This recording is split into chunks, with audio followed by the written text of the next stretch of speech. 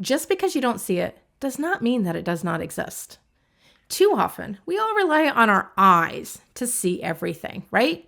We think about, oh, you have to prove it to me. I have to see it to believe it. I'm looking for the evidence.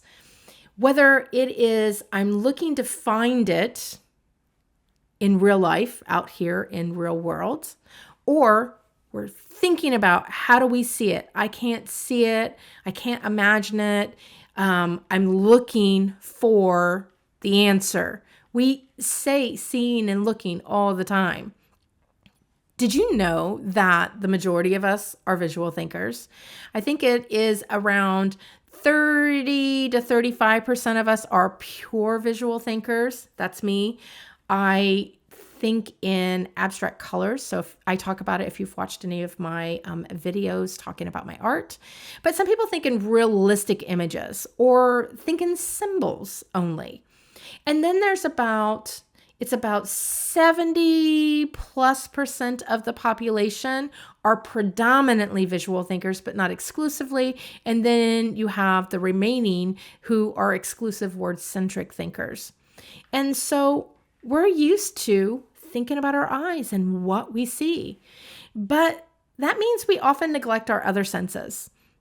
And sometimes you can't see. Like imagine being in fog, right? Dense fog where you can't see anything. So then what happens? Or if you're in the dark, in a dark room, what do you do in order to see things? Like, I don't know about you, but sometimes in my house, it gets really dark in the middle of the night and I might be up, or the winter time, I'm up before the sun gets up. So it's dark and I can't see anything.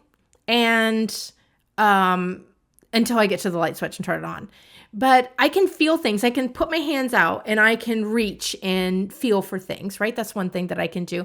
I can listen and I can hear, like if something moves or I bump into something, I can hear certain things, right? Or like if my son was up before me, I could hear where he is.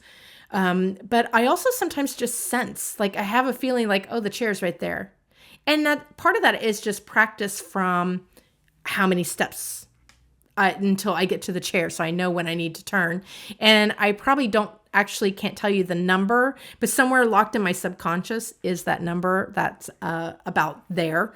And so you just get this sense of where it is. Sometimes I feel like I sense it and I can see, like, sense there's just something solid there and I need to turn. So developing your other senses gives you other insights to things. You notice things differently. Developing your other senses is how you can see what you can't see, to know that it exists, even though it's not right there in your vision. And that's what happens with our limited thinking. Our limited thinking clouds everything. And so we can't see it. And because we can't see it, we don't believe it exists. So what can you do to reverse part of this? There's a lot of healing modalities that are out there that you can do. You can, do therapy, you can journal, you can do a lot of things that help you to turn inward on there. But really, here is the key. Notice the sensations in your body. Notice when you hear something. Take moments in your day. Like I do this. I listen for the birds outside my house. There's always birds chirping outside my house. And sometimes I don't notice them because I don't pay attention. So I take a moment and I notice what those birds are doing. Or I'll notice other things. Same thing with smell. I've been not fortunate, to be a migraine-prone person and have migraines. And when I have migraines, I'm like a super sensor. I can smell all kinds of stuff. Not always ideal for me in that state. But, sometimes I practice my senses. I practice touch, like recognizing things just from touch.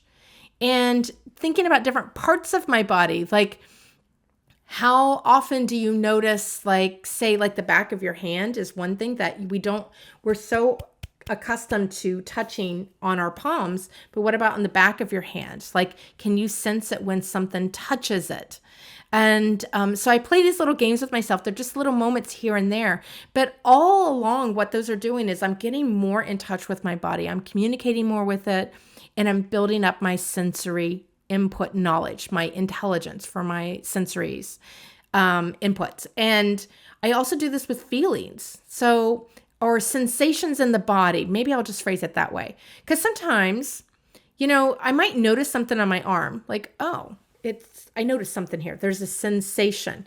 Before I say, oh, wow, my arm's really sore. Because as soon as I say that, then I automatically start thinking my arm is sore and I'm going to need to do something about it.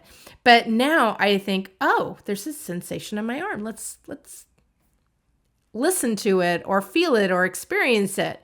What do we think that is? And sometimes it just goes away after I notice it. And I don't reinforce achy muscles down the road. Sometimes it is an achy muscle. And so I label it that way. But my whole point is to get in touch with all your senses. A good creative is in touch with all their senses because they use everything. And what this leads you into is a body-led process where you can lead with your body because you understand your senses. You just start to trust them and acknowledge that they exist. For years, I ignored so much that was going on with my body. And when I started reconnecting and started using this body-led process, which was reconnecting with all my senses and then allowing them to exist and to be there and to lead the way sometimes, because the body often knows before the conscious mind does. And so you can learn a lot about yourself in this. It makes things easier to do. And it's how I induce flow states. It's part of what I do, part of my process to get into flow. And so I also see what's inside this thick smog or the thick fog, the thick smoke, whatever it is that's blinding me so I cannot find my solutions. I can start to sense my way, feel my way, smell my way, hear my way, taste my way to those solutions. Don't rely just on sight alone.